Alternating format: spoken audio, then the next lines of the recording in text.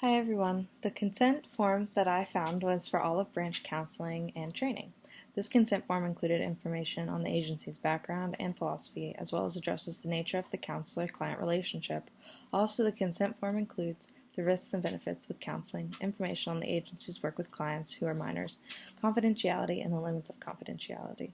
And in the section pertaining to the limits of confidentiality, it includes a court disclaimer. The consent form also addresses the cost of counseling service, payment of fees, fees for declined credit cards, and other fees.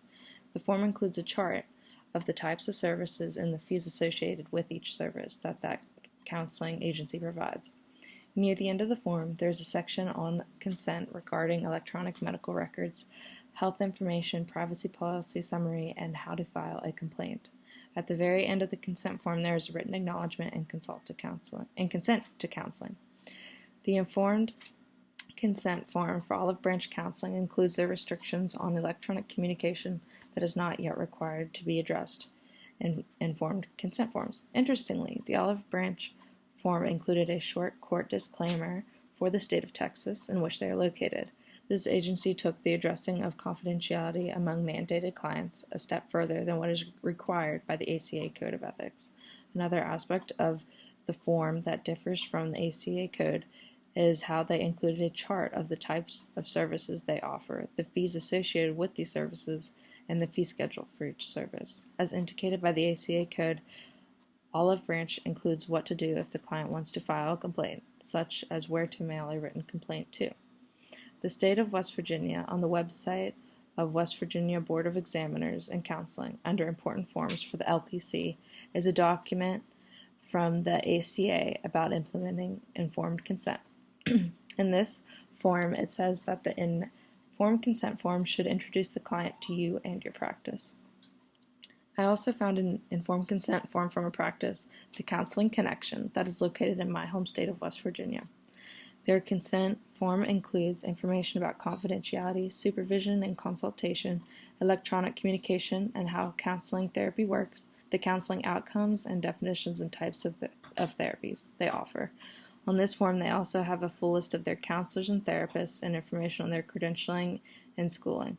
Also, they include what to do in emergencies, how records are assessed, billing, missed appointment policies, and ways the client would like to be contacted. The form from the Olive Branch Agency includes all of the items that my state of West Virginia requires, and then includes extra information that is not required.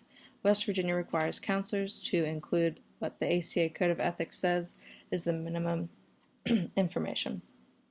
However, the consent form that I found from an agency in West Virginia included the ways in which the client would like to be contacted, which differs from that of what the ACA Code states and what the consent form from Texas had. I really liked how both of the consent forms that I've found, Olive Branch in Texas and Counseling Connection in West Virginia, went above and beyond what was required by the ACA Code and what West Virginia required. If I were to create an informed consent form for my practice, I would include everything that both consent forms had because it helps the client understand many aspects of the counseling process and what to expect. I think that the ACA Code of Ethics should alter the minimum requirements by adding more requirements. I think this because it provides the counselor with the chance to make sure the client knows what to expect in all circumstances during the counseling process, thus decreasing the complaints and disputes that may occur during the relationship between client and counselor.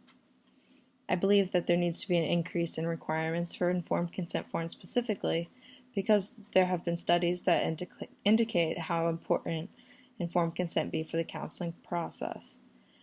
In the journal article I found about informed consent, it suggests that clients should more than simply comply with treatment. They should actively authorize it as autonomous agents or take the opportunity to exercise control over the decisions. Walker, Logan, Clark, and Lukefield in the 2005 journal. The article suggests that the standard informed consent process of requiring a routine signature on a document does not ensure fully shared decision-making in which both the treatment provider and client collaborate about a treatment plan. Walker, Logan, Clark, and Lukefield in 2005. Overall, the article indicates how informed consent can be used in a way to enlist client engagement and active participation in treatment, Walker, Logan, Clark, and Leigfeld, 2005. What percentage of issues in counseling relationships arise from the lack of boundaries with social media and electronic communication? And should the ACA increase the number of minimum requirements for informed consent forms? Why or why not? And do you think informed consent can enhance client engagement? Thank you.